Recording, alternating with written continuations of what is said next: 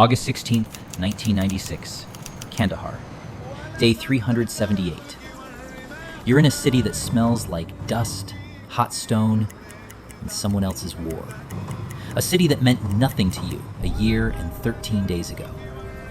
The Iranian border is 110 kilometers away, and home feels like infinity. Today is Friday, the Muslim day of rest. The guards are praying, eating, and sleeping. It's today or never. You're lying on the floor, staring at the ceiling, with your fist under your head instead of a pillow. There's no window in the cell, because they bricked it up a month after you arrived. All that's left is a small iron grate near the ceiling, offering just a square of morning sky. It is blue, and it is yours. You get up at 8 a.m. A guard brings water and flatbread, looking at you with complete indifference. You nod, a reflex you've been perfecting for a year. You've learned to be invisible. You've learned not to stare too long at the runway when they drive you to the airfield, and not to count your steps from the parking area to the tarmac too obviously. You counted with your eyes instead. Today, there's only one route in your head. You've run it hundreds of times at night when you couldn't sleep, and in the morning when you pretended to. August 3rd, 1995. You took off from Tirana with 1,300 crates of 7.62 millimeter ammunition.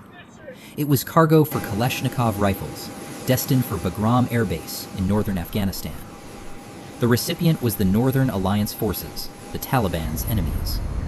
You had asked the manager what you were carrying, and he simply said it was 100 crates. You had flown into Afghanistan 17 times before with food, water, and spare parts, and the 2 previous runs with this cargo had gone clean. Ammunition isn't classified as a weapon under ICAO regulations, so it was legal and above board. Then, over Kandahar, a Soviet-era MiG-21 pulled onto your tail. The pilot was someone you actually knew. You had met on the ground, had conversations, and he seemed like a decent guy. He came over the radio and ordered you to land immediately for a cargo inspection. You were ready to run. With 4 engines against 1 MiG, the odds weren't bad. But your crew said to land. During the inspection, they found large caliber shells in one of the crates, which are prohibited on civilian aircraft. You didn't know who put them there then, and you still don't know now. What followed was a rifle butt in your back, a minibus, the city, and a cell. 7 men. Aircraft RA-76842, 378 days. It is 8:45 a.m. on Friday. A guard comes in and announces routine maintenance at the airfield. You nod, appearing calm on the outside, but inside, everything contracts to a single point. The plan was supposed to unfold differently. On previous trips, you had calculated and verified everything, but something always went wrong. Either the crew wasn't together, or the guards were too close. But today is Friday, prayer time. The guards will be on their knees, and this is your window. You look at your crew of 7. Everyone understands, and no one says a word. In the first weeks, you waited for Russia to do something. You hoped for negotiations, a prisoner exchange, special forces, or anything at all. You waited 1 month, then 2, then 3, but Russia said nothing. The Chechen War was consuming everything, and 7 pilots in an Afghan prison weren't front-page news. The Taliban worked their own angle. A cleric in curled-toe slippers came around regularly, promising that if you converted to Islam, you would walk free. You started learning Quranic verses out of pure strategy, even when your navigator screamed that you were a traitor. You didn't explain yourself, because you would do anything to survive and get out. You slept on concrete floors. The food was so bad that you developed jaundice, and then an ulcer, preventing a full night's rest for weeks. Locals came to look at you like animals in a zoo. You wrote your first poem on day 3 of captivity, just to stay human. Then, you came up with the key to everything. You convinced the Taliban that without regular maintenance, an IL-76 would become a pile of scrap metal. A valuable aircraft was a valuable argument. They allowed supervised trips to the airfield, and every trip was reconnaissance. You never stared at the guards directly, but measured everything with your eyes. You noted the distance from the parking area to the runway, the location of the pilot's barracks, and how long it would take to get a MiG-21 airborne.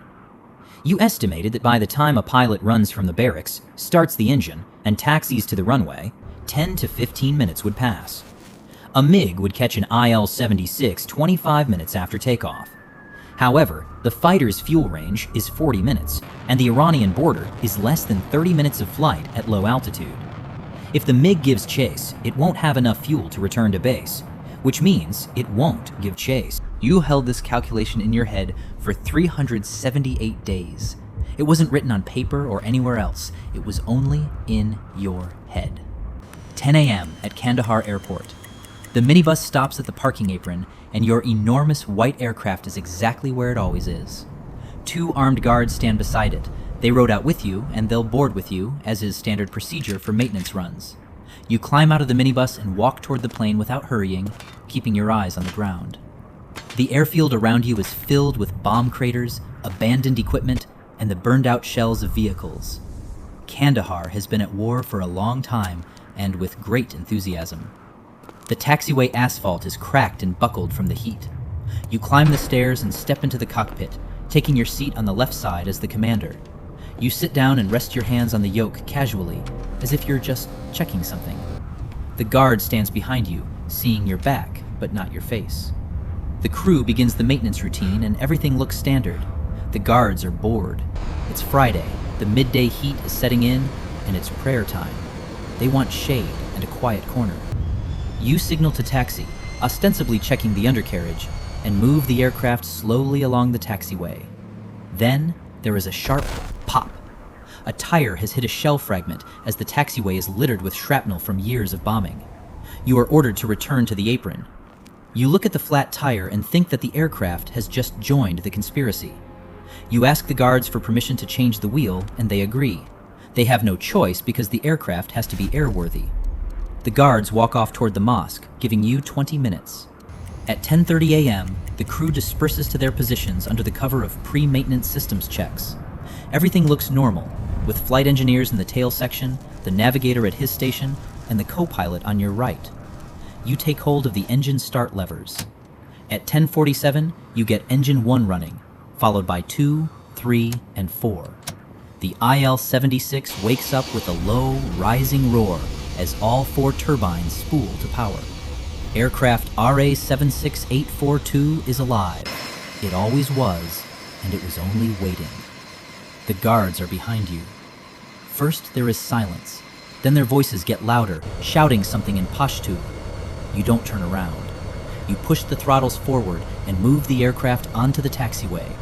10:49 a.m. You hear a bolt being chambered, and then another. Both guards have raised their weapons.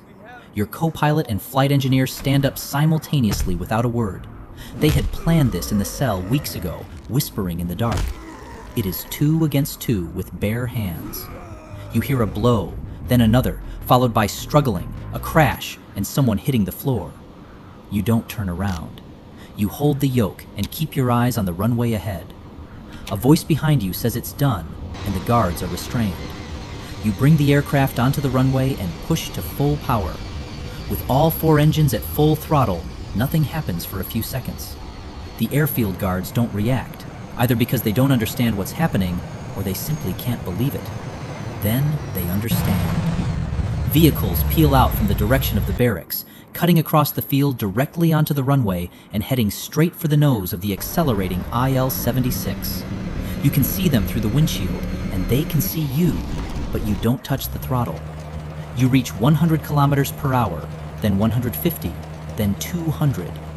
The vehicles peel away to either side, mere meters from the landing gear.